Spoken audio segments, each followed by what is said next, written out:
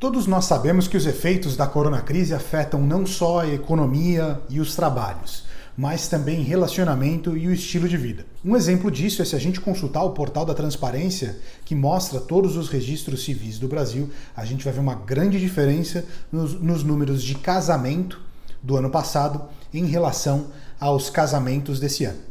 Em 2019, se a gente somar o período de março, abril e maio, foram mais de 204 mil casamentos registrados nesse período. Agora, quando a gente compara isso em 2020, os mesmos meses de março, abril e maio, é uma queda de mais de 50% nos números, né?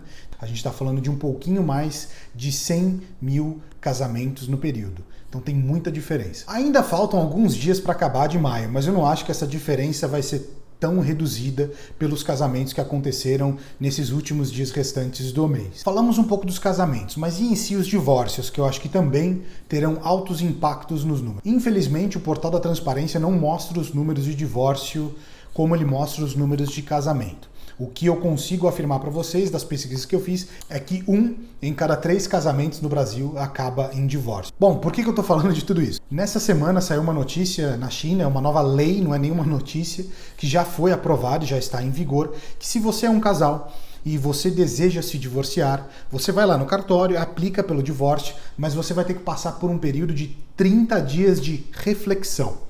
Então, mesmo que vocês queiram se divorciar, já haviam conversado sobre isso, estão indo assinar a papelada, após vocês aplicarem para o divórcio não será concluído por 30 dias. Passados os 30 dias desse período de reflexão, você vai ter que voltar lá de novo para concluir o processo do divórcio. Então, se a gente lê aqui um texto até pelo próprio Partido Comunista, foi: o divórcio sem reflexão se tornou um fenômeno cada vez mais comum, que não promove a estabilidade da família. Isso veio diretamente de um porta-voz do legislativo da China e mostra...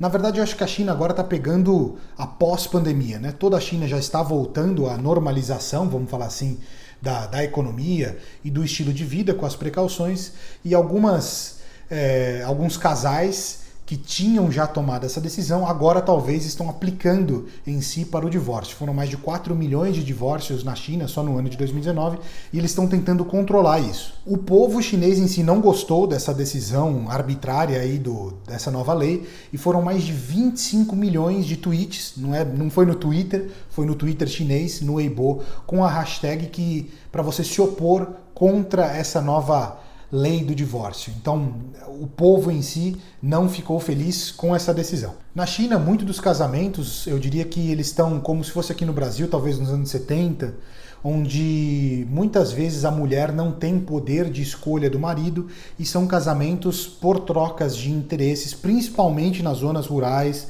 nas zonas mais pobres, e as mulheres se casam com 16, 17, 19 anos. Eu vou falar uma experiência prática minha de amigos que casaram na China com as chinesas, né? É muito comum o homem, é até feio usar essa palavra, acho que mas você tem que pagar um dote para a família da mulher chinesa quando você decide casar com ela.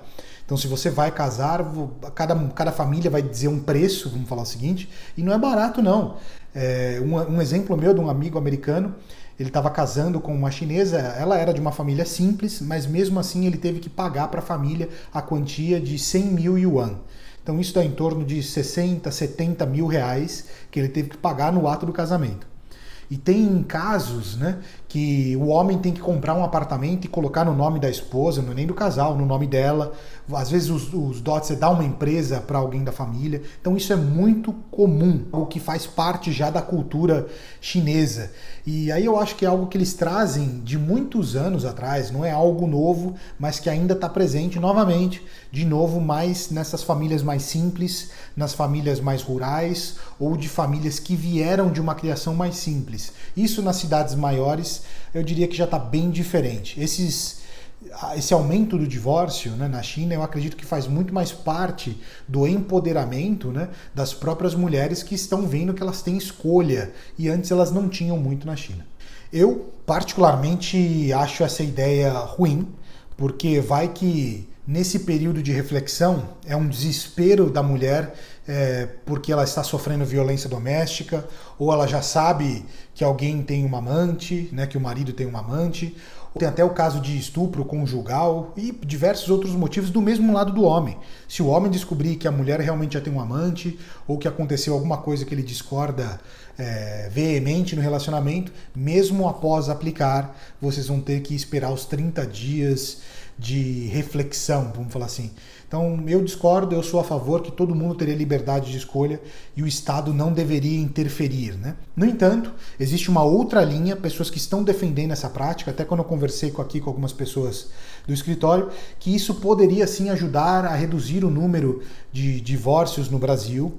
E tem um outro fator que existe, acho que não tem nenhum estudo sobre isso, mas muitos casais que decidem se divorciar, quando assinam os papéis, no período de 30 dias tem um grande arrependimento, que querem voltar atrás. Então isso poderia fazer com que esses arrependimentos, né, se reduzissem. Até uma sugestão aqui de uma pessoa foi que nesse período de 30 dias você pode reatar o casamento sem burocracia, seguindo algo nessa linha. Então tem discussão para os dois lados, mas eu quero saber a sua opinião. O que você acha? Você acha que o governo chinês fez certo? Você acha que o Estado tem que interferir em direitos para fazer as famílias ficarem mais unidas e impedir essa separação de famílias? Você acha que não? Cada um tem que ter a sua liberdade, decide o que quer, quando quer casar e quando divorciar. Deixe o seu comentário aqui embaixo, eu quero saber a sua opinião. Até o próximo vídeo.